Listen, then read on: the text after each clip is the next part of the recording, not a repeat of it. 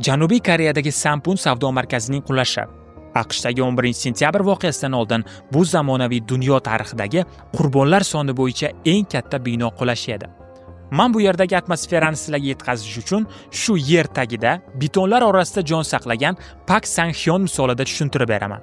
1995-yilda Pak Sang-hyon o'rta maktabni tamomlab, savdo yarmarkasida yarim kunlik ish topdi. 29-iyul kuni issiq yoz kunlarida Pak bugungi smenasini tugatib, joyini boshqa odam bilan almashtirdi. 17:52da u savdo markazining podvalida hamkasblari bilan ovqatlanayotgandi. Shu payt uni kimdir chaqirib qoldi. U yerga borib, ortiga qaytayotganida uning tasavvurida dunyo butunlay quladi. Atrofda faqat beton, qon va asta-sekin tanasini o'ldiradigan darajada siqib turgan toshning og'rig'i bor edi. O'sha kuni mo'jiza yuz beradi. Pak Sang-hyon omon qoladi. Ammo boshqa yuzlab odamlar u qadar omadli emasdi.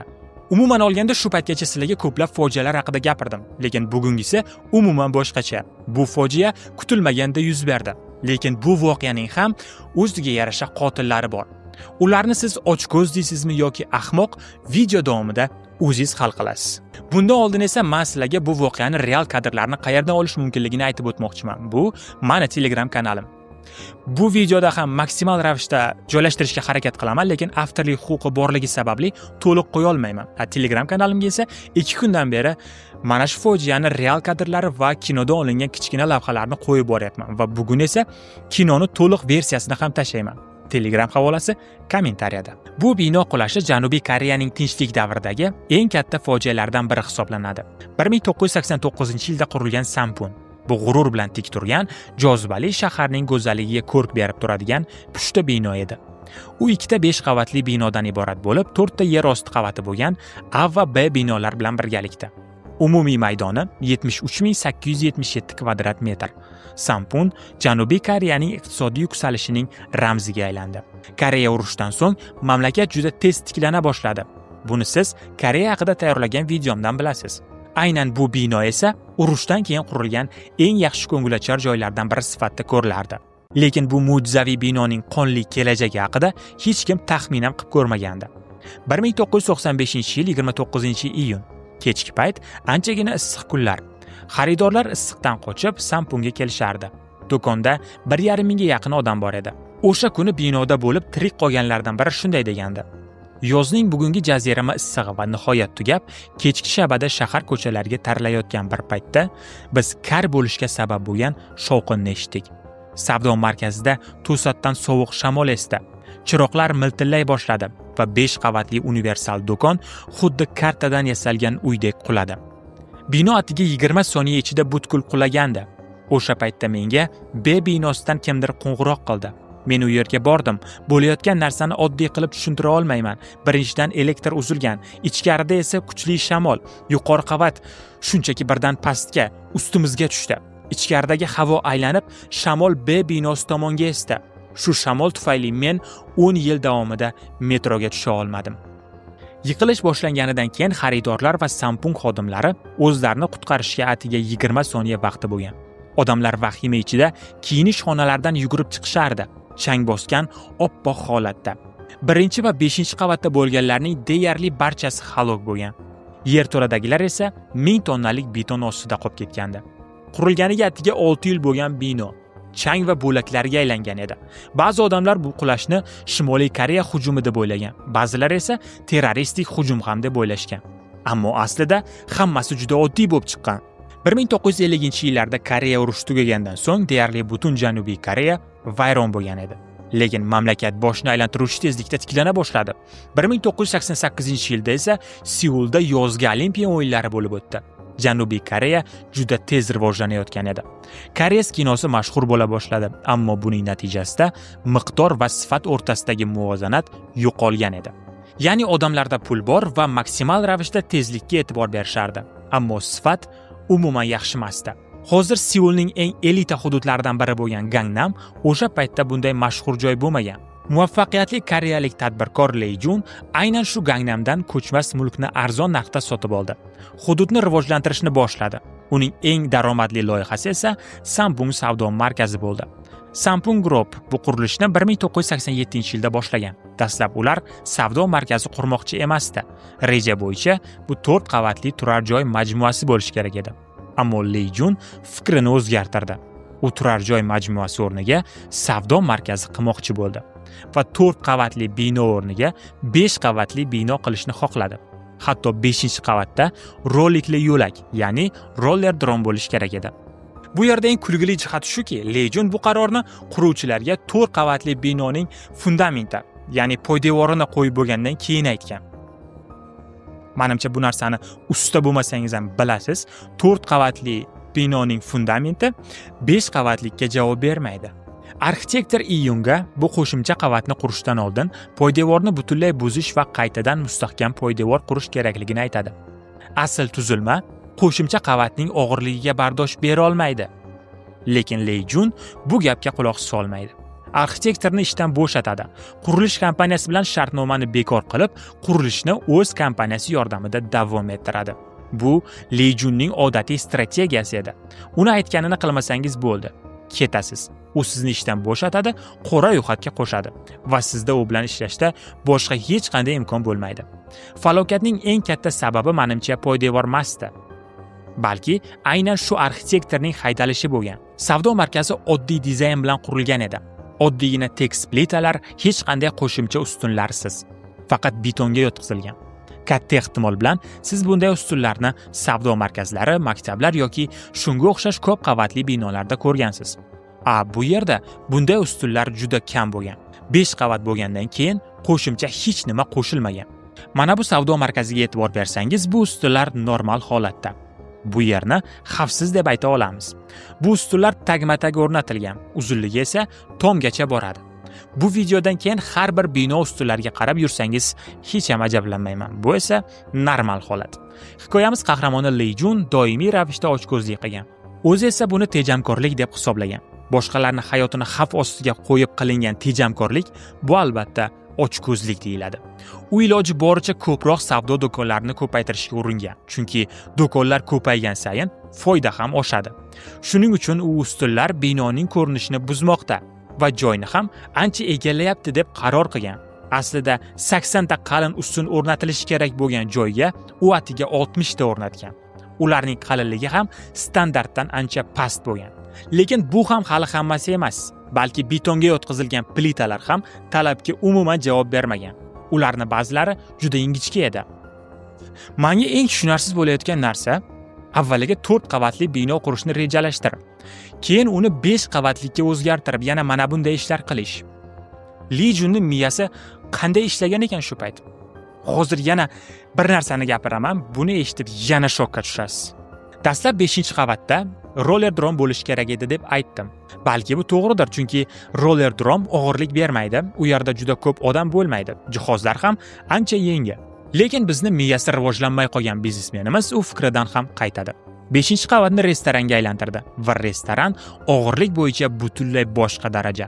Oshxona jihozlari, stollar, ovqatlar, hatto sun'iy hovuzlar ham bor edi. U yerda har doim odam ko'p bo'lgan. Ular hatto issiq pol tizimini ham o'rnatishdi. Lekin eng yomoni, tomga 3 ta konditsioner qo'shishga qaror qilishdi. Endi sizda savol tug'ilishi mumkin. Nahotki o'sha paytlarda bu binoda muammo bo'lmadimi deb? Yo'q, bo'ldi. Muammo konditsionerlarni o'rnatishda yuz berdi. Qonunga ko'ra konditsionerlarni binoning sharqiy tomoniga o'rnatilishi kerak edi. Va ular o'sha joyga joylashtirishni boshlaganida qo'shni turar joy binolaridagi odamlar shikoyat qila boshladi. Shunda rahbariyat qaror chiqardi. Ularni g'arbiy tomonga ko'chiramiz. Odatda bunday katta konditsionerlarni ko'tarish uchun maxsus kranlardan foydalanishadi. Chunki ularni ko'tarish oson emas. Lekin bizning tejamkor qahramonimiz Li Jun yana bir narsa o'ylab topadi. Konditsionerlarni ko'tarmaymiz, balki sudrab olib boramiz. Konditsionerlarni sudrab olib borishar ekan, tomlarda yoriqlar paydo bo'la boshladi. Bu ulkan konditsionerlarni o'rnatishdi. Endi u ishlayotganda o'zidan yaxshigina vibratsiya hosil qilib, yoriqlarni kattalashtirib tashadi. Stop. Nima? Bu axir Janubiy Koreya. Bu yerda bino qurilib bitkazilgandan keyin yaxshirab tekshiriladi degan savol albatta berishlaring aniq. Shu savolni bermasliklaring uchun men shu savolga javob berib ketaman. Bizning soddagina qahramonimiz Li binoni o'zi xohlagandek qurish uchun inspektorlarga pora berdi. Ular soqqa qilishardi, Li esa o'zi xohlagandek Sampun deb atalmish qabristonni qurishda davom etardi. Sampun savdo markazi 1990-yil 7-iyulda ochildi. Bu haqiqatdan ham odamlar nazarida mo'jiza edi. Ammo savdo markazining bu ko'rinishi 1 yildan ko'proq vaqt davomida saqlanib qoldi. Bu vaqt davomida bizni soddadil biznesmenimiz boshqalarga rahmi kelib, ularga ham do'kon ochib berish maqsadida do'konni ichini og'ir marmarlar bilan bezatib, ba'zi bir devorlarni buzib, boshqa savdo joylari ochdi.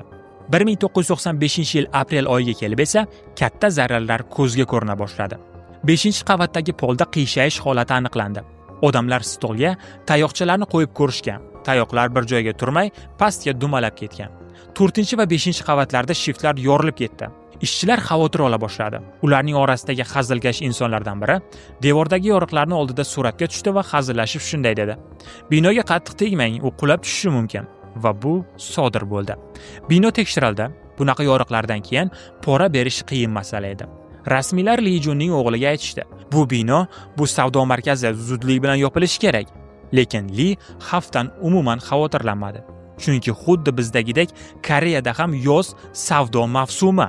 U iyun oyini intiqlik bilan kutayotgan edi, ko'proq pul topish uchun. Shuning uchun yoriqlar ustiga oddiygina qog'oz yopishtirilib yashirildi. 1995-yil 29-iyun kuni bir nechta g'alati voqealar sodir bo'ldi. Birinchidan, 5-qavat qulab tushdi. Ma'lum bo'lishicha, 5-qavatdagi polning 2 metri shunchaki cho'kib ketgan. Shifti esa biroz pastga tushgan edi. Li Junning o'g'li voqea joyiga borganida asosiy tayanch ustunida 20 santimetrlik yoriq borligini ko'rdi. Qo'shni restoranlarda esa shiftdan suv sizib tushayotgan edi. Soat 16:00 da esa favqulodda boshqaruv majlisi boshlandi. Muhandislar chaqirildi. Ular yoriqlarni baholadi va signal chala boshladi. Muhandislar ogohlantirdi. Sampun savdo markazining to'liq qulashi endi muqarrar. O'sha kuni do'konda juda ko'p odam bor edi.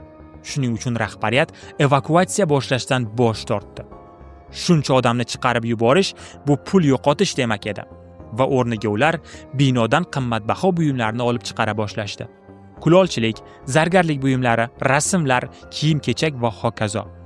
Shunchaki odamlar emas, narsalar muhim edi. Ma'lum bo'lishicha, falokatdan deyarli 2 soat oldin rahbariyat hamma narsani bilgan.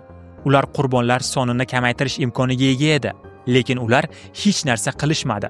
Soat 17:40 da yig'ilish xonasiga qo'ng'iroq bo'ldi. Vaziyat yomonlashayotgani haqida xabar kelgan edi. Rahbariyat birinchilardan bo'lib binoni tark etdi. Nihoyat evakuatsiya bo'yicha buyruq berildi. Ammo bu paytda allaqachon juda kech edi. Soat 17:52 da butun bino bo'ylab kuchli yorilish ovozi eshitildi va bir necha daqiqada 5-qavatdagi konditsionerlar tom orqali qulab tushdi. Ustunlar ham chiday olmadi. Ular ketma-ket qulardi. Natijada har bir qavat oddiygina taxta plitasi kabi pastga yiqila boshladi. 30 soniyadan kamroq vaqt ichida 5 qavatning hammasi yerga quladi. Kartadan yasalgan uy kabi. Hatto yer osti qavatlar ham og'irlikdan qulab tushdi. 20 soniya ichida janubiy qanot butkul yo'q bo'ldi. 1445 kishi vayronalar ostida qoldi. Oqibatda 502 kishi halok bo'ldi. Yana 937 kishi yaralandi. 6 nafari butunlay bedarak yo'qoldi. Lekin bizni biznesmenimiz o'sha kuni $400,000 foyda qildi. Agarda o'sha payt muhandislar bino qulaydi degan paytda odamlarni evakuatsiya qilganda, u buncha foyda qila olmasdi. Birinchi qutqaruvchilar falokatdan 8 daqiqa o'tib, soat 18:00 da yetib kelishdi. Lekin ularda ham qutqaruv ishlarini olib borish uchun yetarlicha muammolar bo'layotgandi. Binoning asosiy qulashi tugagan bo'lsa-da, baribir asta-asta har yerlari yana qulardi. Bundan tashqari, baland devorlar ham shamolda chayqalib turardi. Ba'zi rasmiylar hatto qutqaruv ishlarini to'xtatishni ham taklif qildi, lekin olomon bunga qarshi chiqdi. Ular norozilik bildira boshlashdi. Keyin qolgan devorlar maxsus moslamalar bilan mustahkamlandi va operatsiya davom etdi.